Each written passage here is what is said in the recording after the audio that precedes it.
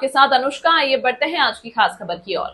उज्जैन में प्रदेश भर में खाद बीज संकट, बिजली कटौती, खराब सड़कों, बेरोजगारी और फसलों का उचित दाम न मिलने जैसी समस्याओं से जूझ रहे किसानों के लिए कांग्रेस ने हुंकार भरी है। किसानों की आवाज उठाने के साथ साथ भाजपा सरकार के खिलाफ वोट चोर गद्दी छोड़ो के नारे गूंजे हैं। किसानों की आवाज उठाने के साथ साथ भाजपा सरकार के खिलाफ वोट चोर गद्दी छोड़ो के नारे गूंजे। किसान न्याय यात्रा से पूर्व मंडी प्रांगण में आयोजित सम्मेलन को संबोधित करते हुए कांग्रेस कमेटी के महासचिव सचिन पायलट ने भूमि मुआवजा कानून के पालन की मांग की और कहा कि कांग्रेस कार्यकर्ता राहुल गांधी के नेतृत्व में भाजपा की दमनकारी नीतियों के खिलाफ लड़ता रहेगा। पूर्व मुख्यमंत्री दिग्विजय सिंह ने कहा कि भाजपा की सरकार वोट चोरी से बनी है। 2023 के विधानसभा चुनाव में बीजेपी ने पोस्टल बैलेट के माध्यम से धांधली की और इसका सीधा उदाहरण महेश परमार है, जो इस षड्यंत्र का शिकार हुए। प्रदेश कांग्रेस अध्यक्ष जीतू पटवारी ने कहा कि प्रदेश में खाद बीज की मारामारी है और किसानों पर लाठियां बरसाई जा रही है। उन्होंने कांग्रेस कार्यकर्ता से गौ माता की सेवा और जनसेवा में रहने का आह्वान किया। हरीश चौधरी ने कहा कि देश भर में वोट चोरी की घटनाओं को कांग्रेस उजागर कर रही है। जयवर्धन सिंह ने कहा कि भाजपा सरकार किसानों की जमीन छीनने वाली सरकार है। उन्होंने खाद की कालाबाजारी का मुद्दा भी उठाया। जिला कांग्रेस अध्यक्ष महेश परमार ने कहा कि उज्जैन की सड़कों पर कांग्रेस कार्यकर्ता हर समय संघर्ष के लिए तैयार हैं। उन्होंने उद्योग, सड़क निर्माण और सिंहस्थ के नाम पर किसानों की भूमि अधिग्रहण, किसानों के आंदोलनों को दबाने और उनकी गिरफ्तारी जैसी घटनाओं की कड़ी निंदा की है।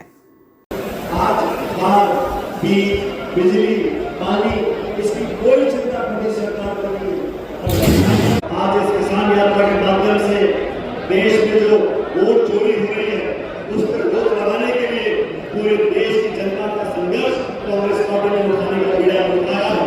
मैं आप लोगों से आह्वान ने कहा कि जीएसटी जो टैक्स है, इसकी 6 दरें मत करो, सिर्फ 2 दर करो। 6 साल तक अपनी जिद पे रहे और अंत में आके जो राहुल गांधी जी कहते थे उस बात को माना और जीएसटी की सिर्फ 2 दरें कर दी है। और ये वोट चोरी सरकार कर रही है। पहले मतदाता सूची बनती थी तो उसमें कोई जुगाड़ू हमारे नेता होते थे तो कुछ नाम जुड़वा लेते थे, कुछ करवा देते थे।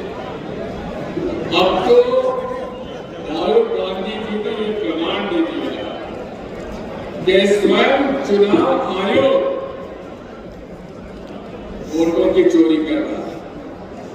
अब आप समझ लीजिए कि लोकतंत्र में अगर निष्पक्ष चुनाव नहीं होगा तो लोकतंत्र बचने वाला नहीं। अब ये वोट चोरी होती कैसे? पहले तो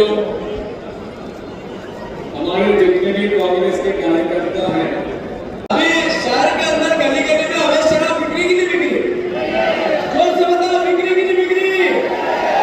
मुख्यमंत्री जी, मैं आपको फिर उज्जैन की इस पवित्र धरती से चुनौती देता हूँ।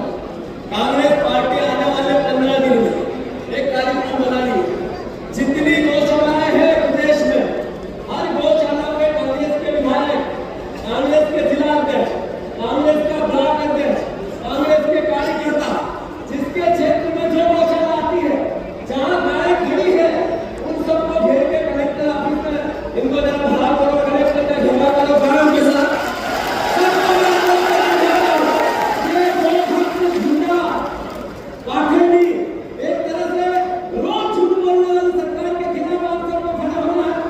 आज महाकाल भगवान की नगरी से माननीय मुख्यमंत्री जी को कि अगर आप असली महाकाल के भक्त हैं तो तत्काल कांग्रेस की गौशाला योजना वापस चालू कीजिए ताकि हम गौ माता की सेवा कर पाए।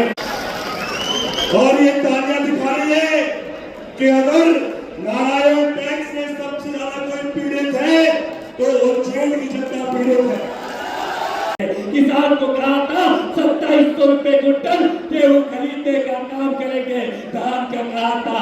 और जिस तरीके से झूठ की राजनीति शिवराज सिंह जी वो कहीं ना कहीं देश के प्रधानमंत्री ने करी, और जिस तरीके से झूठ बोल के राजनीति करने का काम करा, ये आए थे वादा करके कि किसान की लागत आधी कर देंगे, वो कीमतें दुगनी कर देंगे। मैं पूछना चाहता हूँ इस मंडी प्रांगण के अंदर किसान भाई बैठे हैं, मैं आपसे निवेदन करना चाहता हूँ कि किस तरह की हालात है कि किसान को फसलों के दाम नहीं मिल रहे, रोज खाद के लिए डंडे खाना पड़ रहे हैं। याद करो कांग्रेस की सरकार जिसके मुख्यमंत्री कमलनाथ जी थे, किसानों को खाद सोसाइटी से मिला करता था, बिना सर्वे करे पीले बोझे का मुआवजा आपके खातों में डालने का काम कांग्रेस की सरकार ने करा था।